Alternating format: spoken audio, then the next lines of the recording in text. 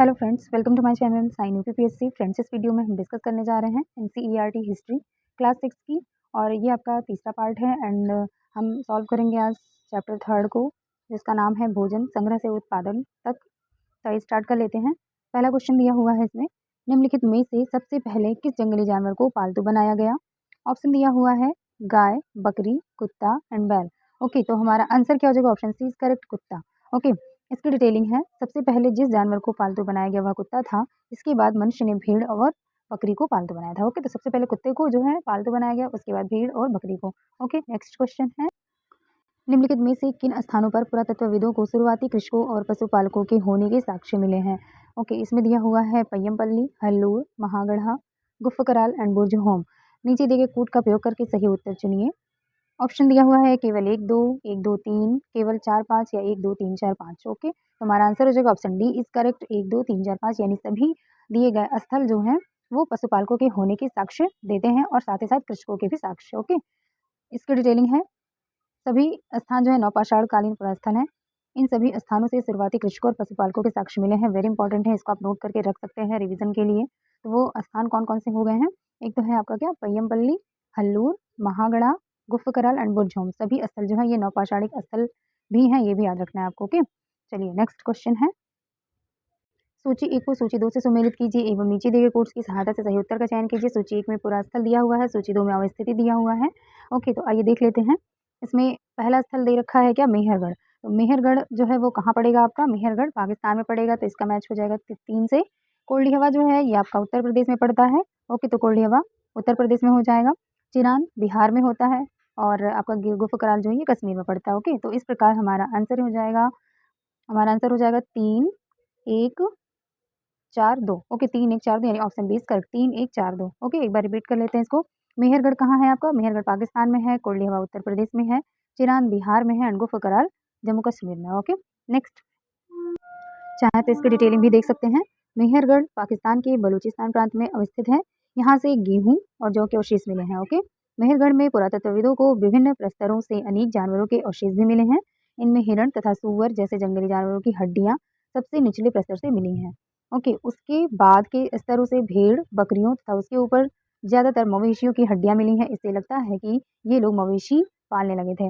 Okay, कोल्डी उत्तर प्रदेश के इलाहाबाद जिले वर्तमान प्रयागराज में अवस्थित है। यहाँ से चावल और जानवरों की हड्डियों के टुकड़े प्राप्त हुए। वेरी वेरी इंपॉर्टेंट है फॉर यूपी स्पेशल।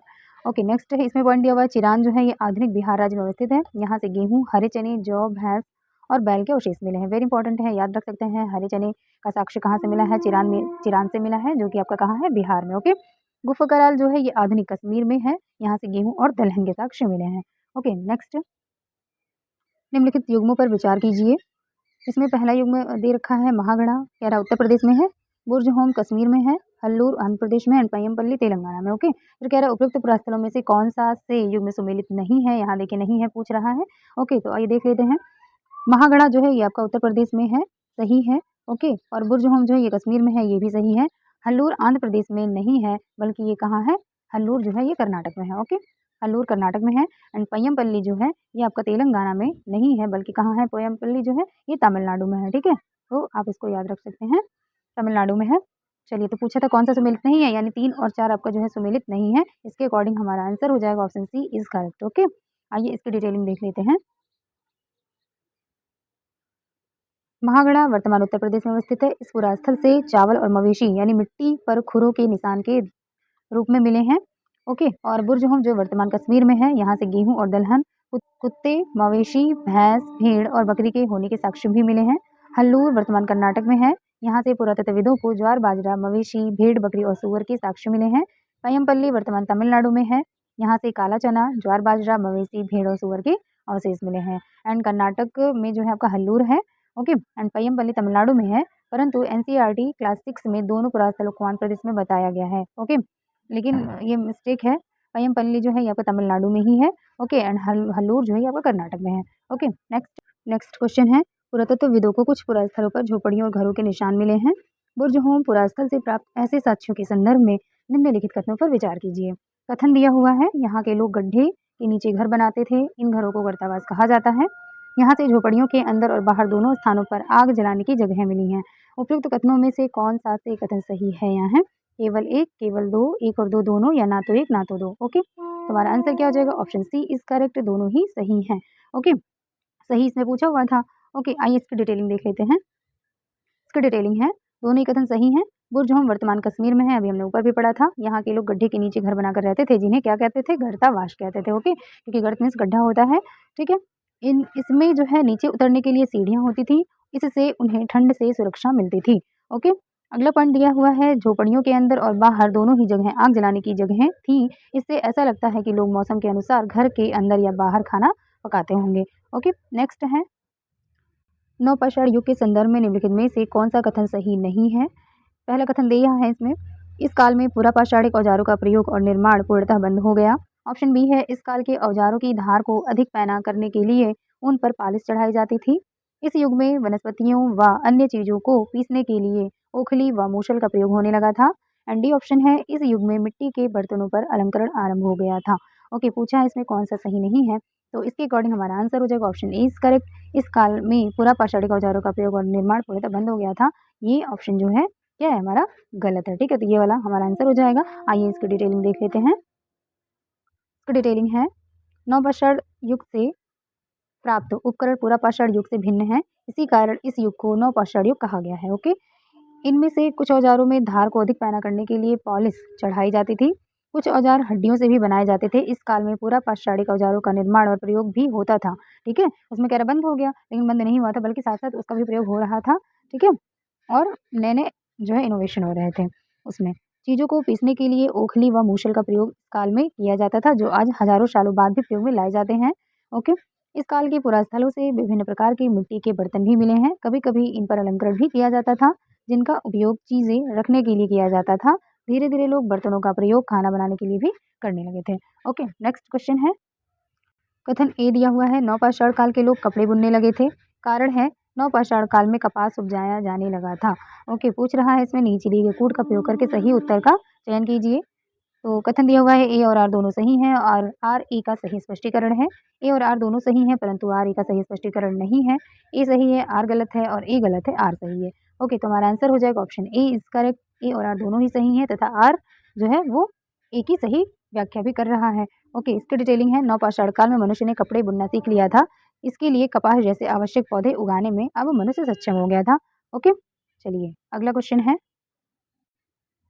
मेहरगढ़ निम्नलिखित में से किस दर्रे के निकट अवस्थित है? ऑप्शन दिया हुआ है, बोलन दर्रा, गोमल दर्रा, खैबर दर्रा एंड काराकोरम दर्रा। ओके, तो हमारा आंसर हो जाएगा ऑप्शन इज करेक्ट, बोलन दर्रा। मेहरगढ़ किरथर पहाड़ियों में स्थित बोलन दर्रे के समीप एक हरा भरा समतल स्थान है। यह वर्तमान में कहाँ है? पाकिस्तान के बलूचिस्तान प्रांत में है। ईरान जाने के लिए बोलन दर्रा एक महत्वपूर्ण मार्ग है। ओके, नेक्स्ट है, कथन ए दिया हुआ है, मेहरगढ़ से प्राप्त कब्रों में मृतकों के साथ कुछ सामान भी रखा जाता था। कारण है, मेहरगढ़ के लोगों का मानना था कि मृत्यु के बाद भी जीवन होता है। और इसके नीचे जो दिए हुए कूट हैं उसका प्रयोग करके सही उत्तर का चयन करना है। तो ए और आर दोनों सही हैं, आर ए का सही स्पष्टीकरण है। ए और आर दोनों सही हैं, परंतु आर ए का सही स्पष्टीकरण नहीं है।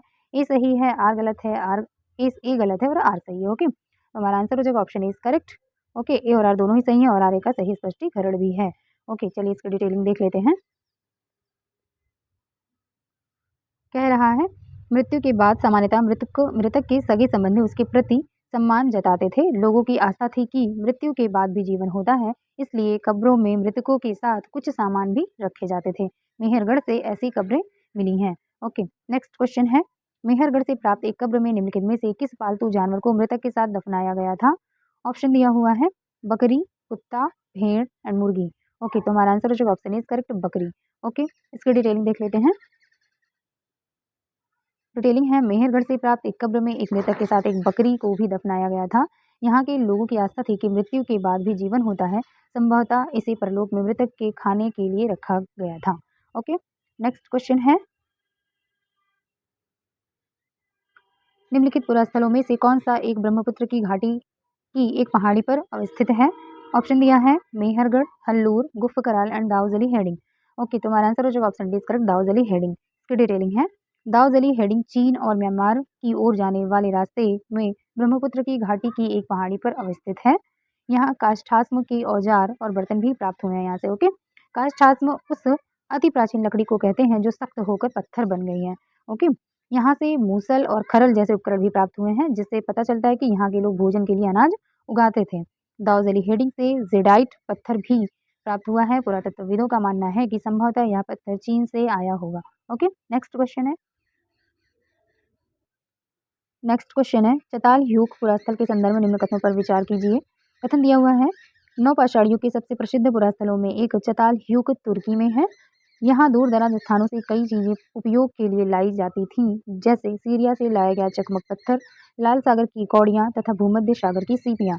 उपयुक्त कथनों में से कौन सा से कथन सही है? यहाँ केवल एक, केवल दो, एक और दो दोनों, और ना ही एक ना तो दो। ओके, तो हमारा आंसर हो जाएगा ऑप्शन सी इज करेक्ट, एक और दो दोनों ही सही हैं।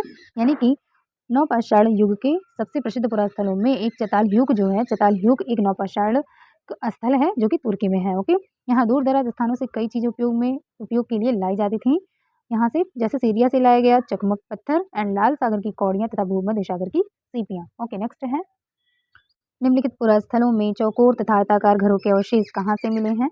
ऑप्शन है मेहरगढ़, कोल्डिहवा, चिरान एंड महागढ़ा। ओके, तो हमारा आंसर हो जाएगा option A is correct, Mehrgarh.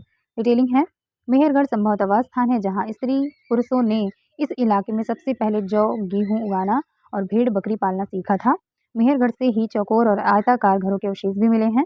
प्रत्येक घर में 4 या उससे ज्यादा कमरे हैं, जिनमें कुछ संभवतः भंडारण के काम आते होंगे। ओके, तो फ्रेंड्स आपके लिए क्लास बहुत ही बेनिफिशियल होगी और आपको आपको समझ में भी आई होगी। और मिलते हैं नेक्स्ट वीडियो में। आप सीरीज़ में बने रहेंगे तो आपके लिए ही बेनिफिशियल होगा अगर आपको RA, ARO का एग्ज़ाम देना है, क्योंकि अगर आप प्रीवियस ईयर क्वेश्चन सॉल्व किए होंगे तो आपने अच्छे से एनालिसिस किया होगा क्वेश्चन आंसर को, तो आपने देखा ही होगा कि NCERT जो है बहुत ही इंपॉर्टेंट है और आपको ज़रूर पढ़ना चाहिए। ओके, मिलते हैं नेक्स्ट वीडियो में। Thank you.